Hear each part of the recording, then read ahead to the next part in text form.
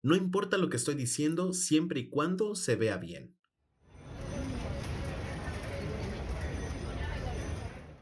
Hola, soy Rafa House, diseñador gráfico mexicano apasionado y dedicado al branding. Bienvenido al episodio número 6 de Recolectando Ruido, un podcast donde hablaremos de muchos temas que nos ayuden a entender que todo lo que nos rodea puede funcionar como inspiración para crear. Quiero contarte algo que platiqué hace poco tiempo con una persona y sobre todo me encantaría saber qué es lo que tú piensas. Primero que nada te voy a poner el contexto.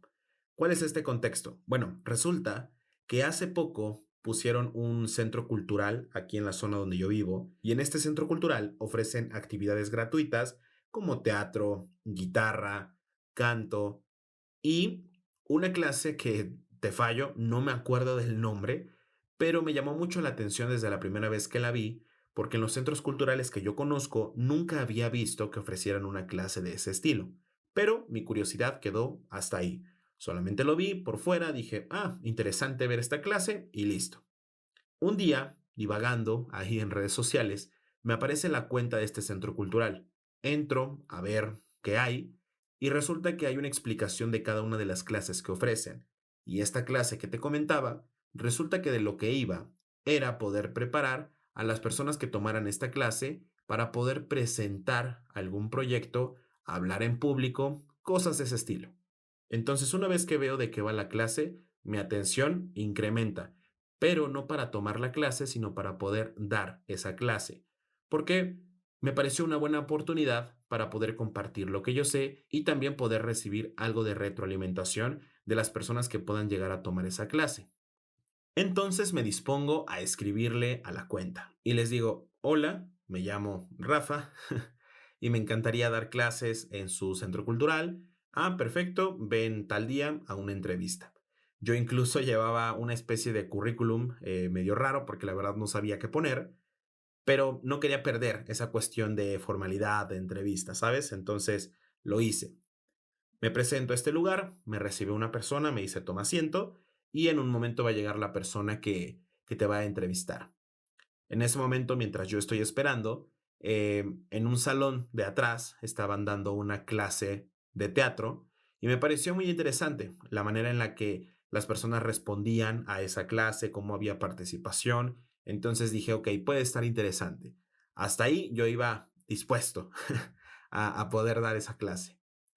Llega la persona que me iba a entrevistar, que creo que aquí ya se rompe el concepto de entrevista porque la verdad no fue entrevista, se volvió más una plática. Las únicas dos preguntas de entrevista que me hizo fue ¿cómo te llamas y cuál es tu experiencia? Toda la plática iba normal, pero cuando llegamos a la parte de la experiencia, me hizo una pregunta que me causó un poco de ruido, una intriga bastante extraña, porque la verdad no sabía a qué iba su pregunta y como que ya ahí se empezaron a desprender varias cosas un poco extrañas e interesantes. La pregunta que él me hizo fue, cuando tú estás en una clase, ¿qué es lo primero que le dirías a una persona que tiene que cuidar al momento de presentar un proyecto? Y yo le dije, el tema, el contenido lo tiene que tener bien dominado para poder saber qué es lo que tiene que decir y al mismo tiempo estar preparado para responder alguna pregunta que surja. Y su respuesta fue no. Resulta que en sus palabras, digo no tal cual, pero fue algo así lo que me dijo, resulta que para él no tiene que ver nada el contenido, que el contenido incluso puede descuidarse totalmente sin importar nada, siempre y cuando tú cumplas con la presencia en el escenario y te ganes al público. Escenario y público. Esas dos palabras como que me hicieron mucho ruido, pero más adelante en la plática me entero que él es un profesor de teatro, entonces me hizo más sentido que ocupara esos términos para referirse al, como que al contexto en el que esta persona presentaría ese proyecto. Pero también, como que de alguna forma le doy la razón, porque sí, pues en el teatro se trata también de tener esta presencia y esta esencia en el escenario. Pero estamos hablando de que esta clase estaba enfocada 100% a la creación de este diálogo de venta, vamos a llamarlo, de poder presentar algún proyecto, de poder expresar tus ideas y no de interpretar un papel. Pero cuando él me responde esto de que a él no le interesa el contenido, sino que le interesa que la persona impacte al momento de que esté hablándole a la gente, la primera pregunta que yo le hago es ¿por qué? ¿Por qué piensa esto? Y justo eso fue lo que él me respondió, que al momento de que una persona tiene esa presencia y se gana al público, le puede decir lo que sea, le puede vender lo que sea y el público se lo va a creer. Eso sí, sí pasa, pero éticamente la verdad es que yo no comparto esa idea. No creo que sea justo que porque una persona tenga ese don de expresión, pueda, vaya, engañar a la gente, porque pues ese es un engaño, ¿no? El poder decir que la información que trae puede llegar a caer en algo que no está preparado y que se está inventando en el momento. Cuando él me dice su ejemplo de que sí, imagina que estás viendo una persona que cuando llega impacta totalmente y tú se lo crees y así, yo le dije, ok, lo que pasa es que creo yo que eso no es lo correcto. Claro que puede pasar, pero no se trata de hacer eso.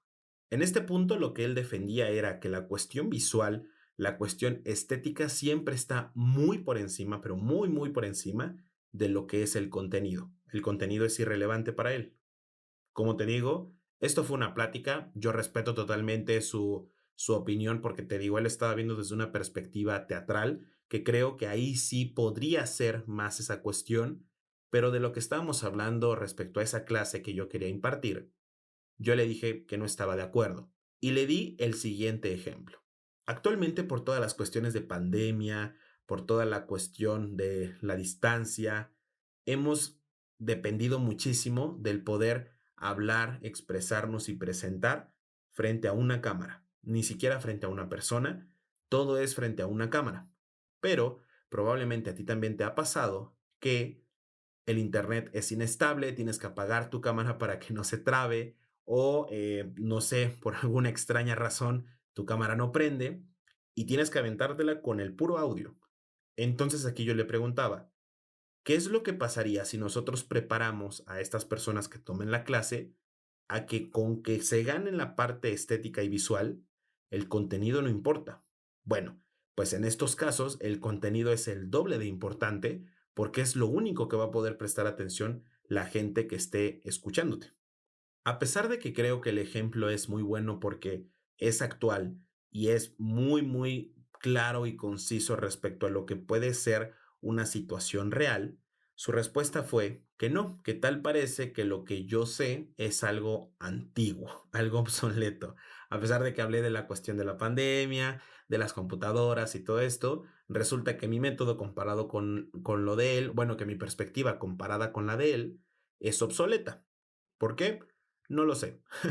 Como tal, de ahí no hubo una respuesta para que yo dijera, ah, puede ser que sí, sino que solamente fue ese comentario de que, ok, pues creo que lo que tú sabes está un poco obsoleto con respecto a eso, pero no. Aquí lo que se le intenta compartir a la gente es que tenga muchísima presencia y esencia en el escenario para tener esta confianza y eso, ¿no? Pero creo que sí, cuestiones teatrales te pueden ayudar para esa parte, pero lo que estábamos hablando aquí era cómo poder crear un speech, un proceso de poder expresar esta idea y poder persuadir, ojo, no convencer. Eso será tema para otro episodio, la diferencia entre persuadir y convencer, pero bueno, el poder persuadir a la gente que te está escuchando y que se involucre y se interese por tu tema.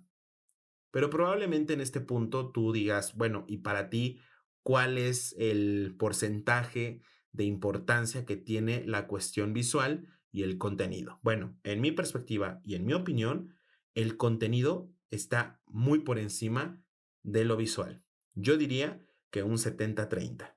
¿Por qué? Bueno, eso es algo que podemos ver en muchísimos lados, en los apuntes que tú presentas en tu escuela, en las presentaciones, cómo haces tus presentaciones también, o incluso en el ejemplo más burdo, más sencillo, cuando mandas un mensaje de texto. No te grabas a ti diciendo, oye, mira, vamos a hacer esto. No, al contrario, lo que intentas es ser muy conciso, pero al mismo tiempo muy claro.